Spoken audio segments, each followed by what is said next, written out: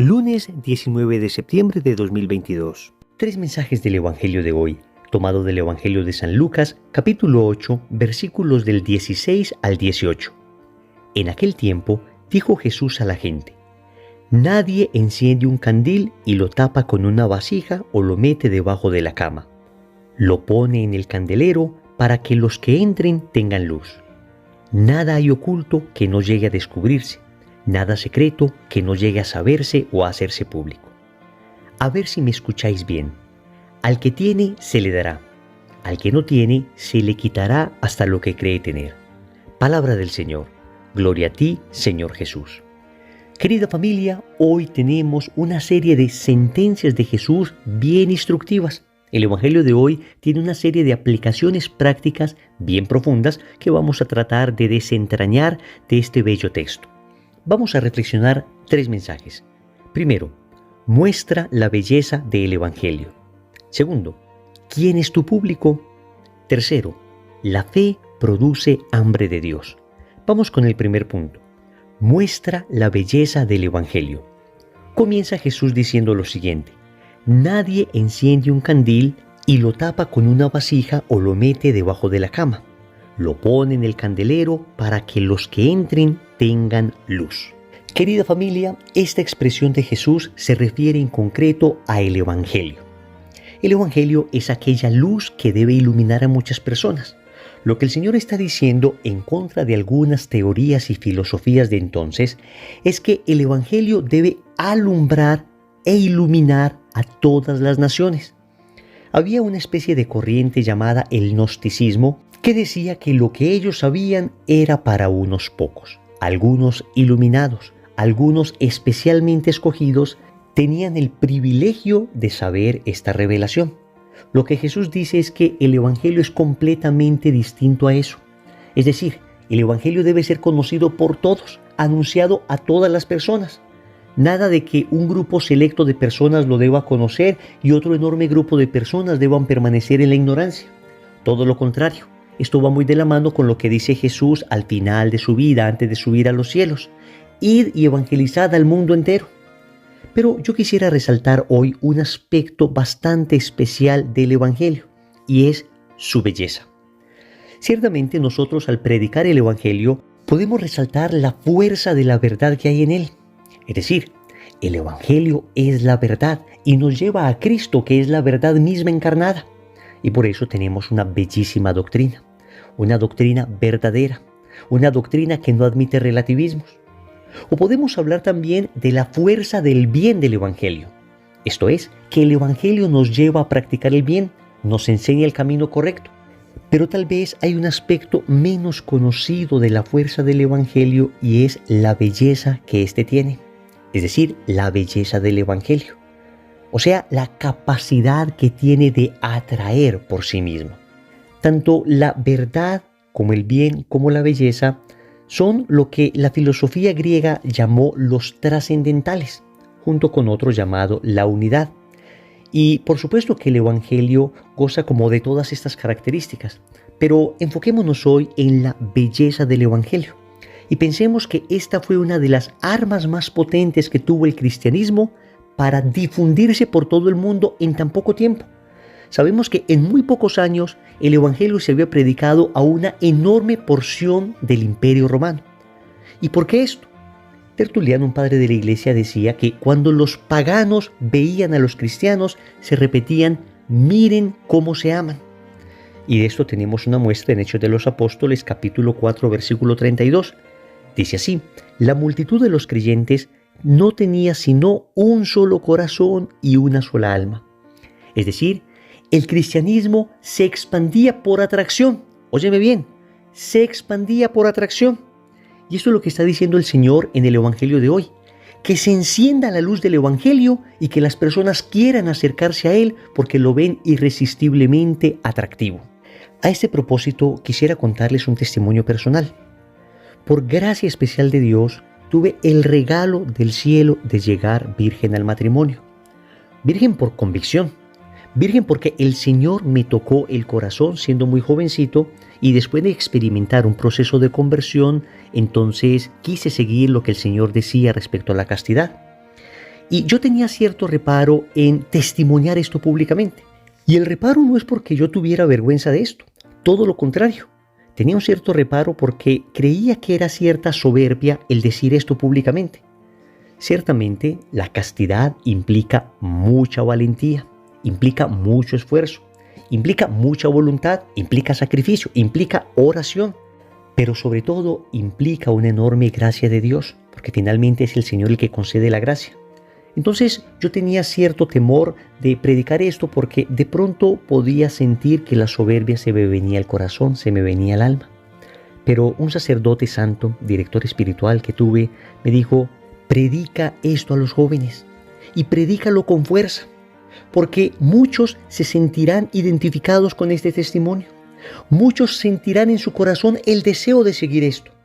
Muchos, por la belleza de una vida vivida en castidad, con profunda alegría, con profunda libertad interior, con un tremendo gozo en el alma, se sentirán también atraídos a vivir de esa manera. Y efectivamente, así fue. Efectivamente, así fue. Queridos amigos, lo que trato de decirles es que nosotros debemos contar a la gente lo maravilloso que es seguir el Evangelio.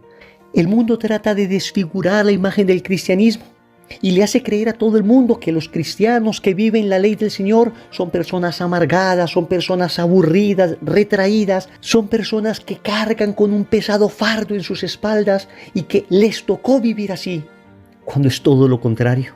Seguir el Evangelio es libertad. Vivir aquello que Dios enseña da tremenda alegría interior, paz inexplicable en el corazón, gozo inquebrantable. Por eso yo quiero invitarles para que hoy cumplamos lo que dice el Evangelio. Esta luz que se ha encendido en tu vida debe iluminar a muchas personas. Por eso no tengas vergüenza de mostrar la alegría de seguir al Señor. No tengas vergüenza de mostrar un lindo matrimonio. No tengas vergüenza de mostrar una bella familia numerosa. No tengas vergüenza de proclamar que vives un noviazgo en castidad.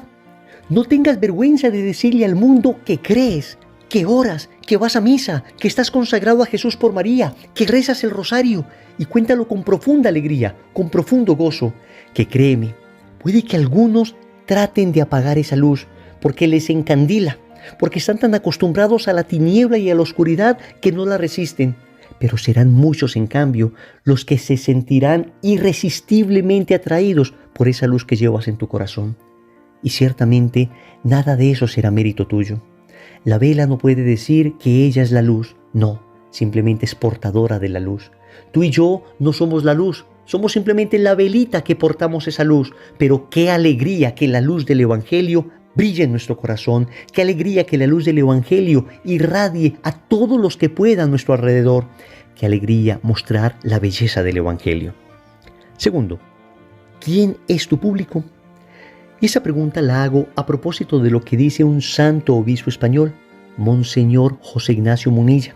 Los invito para que lo busquen en internet y lo sigan. Es un obispo tremendo, bueno, equilibrado, un obispo sensato y muy fiel a la doctrina. Pues él repite mucho esta pregunta, ¿quién es tu público? Y nos invita a que nos imaginemos estando en un estadio. Y en un lado de la grada, muchísima gente, muchísimas personas. Y en el otro lado de la grada, Jesús. Y él hace esta pregunta, ¿quién es tu público? ¿De cara a quién haces las cosas? ¿De cara al mundo? ¿De cara a los aplausos? ¿De cara a las cámaras? ¿De cara a las críticas de la gente? ¿O en cambio, las haces de cara a Jesús, sin importarte lo que otros digan, sin importarte lo que otros piensen? Esto a propósito de lo que dice Jesús hoy en el Evangelio. Nada hay oculto que no llegue a descubrirse, nada secreto que no llegue a saberse o hacerse público. Es decir, aquello que hacemos incluso en la oscuridad, incluso en la intimidad, incluso sin que nadie nos vea, aquello que hacemos que nadie logra postear, que nadie logra ver, eso lo ve Dios, eso lo conoce Dios.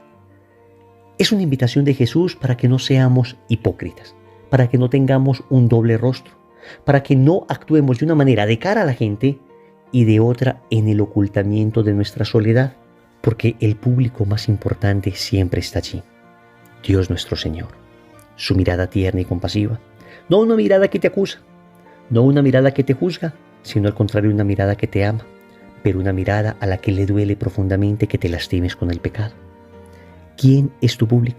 ¿De cara a quién haces las cosas? Una pregunta para reflexionar. Y si hasta ahora hemos hecho las cosas de cara al público humano, de cara a los hombres, de cara al mundo, pues es tiempo de iniciar un proceso de conversión personal, dar un giro de 180 grados y empezar a hacer las cosas de cara a Dios.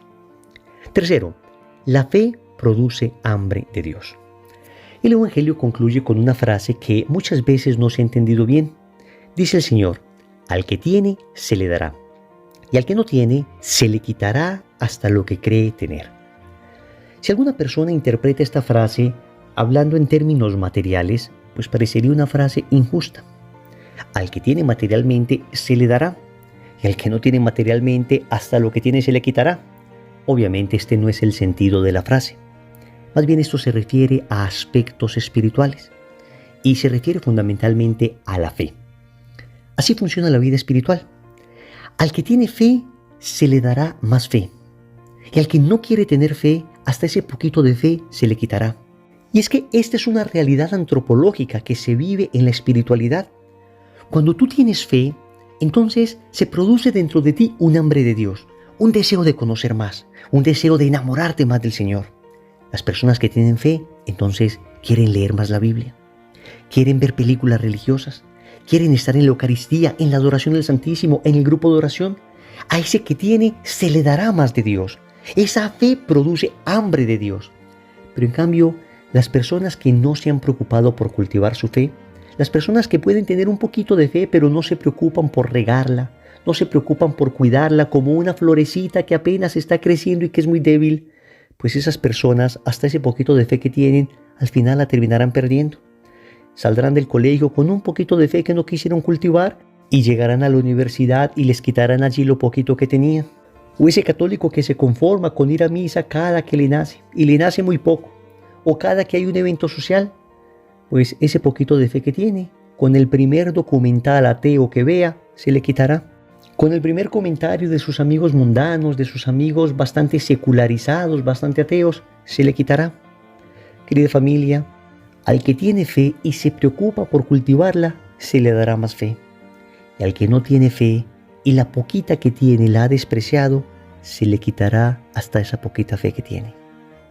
Oremos. Amado Señor, hoy quisiera mostrar al mundo la belleza del Evangelio.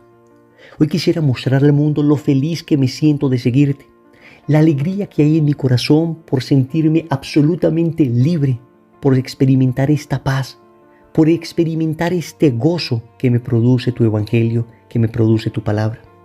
Ciertamente también hay combate, ciertamente también hay luchas y ciertamente siguen las tentaciones, pero es más grande la alegría de amarte y de sentirme amado. Hoy, Señor, voy a proclamar al mundo entero que amarte es lo más bello que le puede suceder a una persona, y voy a contar a las naciones lo que has hecho en mi vida, porque si has encendido en mi corazón esta luz es para iluminar a muchas personas. Por esa misma razón, quiero seguir haciendo las cosas de cara a ti. Quiero que tú seas mi público más importante. Quiero, Señor, que en cada cosa que haga esté pensando en ti, no como un juez que me mira, sino como el amor de mi vida que me acompaña. No como un juez que está esperando que caiga para señalar mi error, sino como lo más grande que le ha pasado en mi vida, que está allí para acompañarme en mi diario caminar. Finalmente, Señor, quiero suplicarte que aumentes el hambre que tengo de ti, que cada día sea más y más el deseo de amarte, el deseo de conocerte, el deseo de servirte. Esto te lo pido por medio del Inmaculado Corazón de María, a ti que vives y reinas por los siglos de los siglos. Amén. Señor, dame lo que me pides y pídeme lo que quieras. Recordemos entonces, primero, muestra la belleza del Evangelio. Segundo, ¿quién es tu público?